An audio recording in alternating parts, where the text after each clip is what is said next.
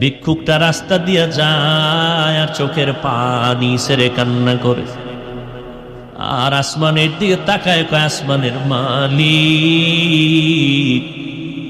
তুমি আমারে এমন গরিব বানাইছো যে মানুষের দ্বারে না গেলে আমার বাচ্চাদের মুখে খানা যায় না।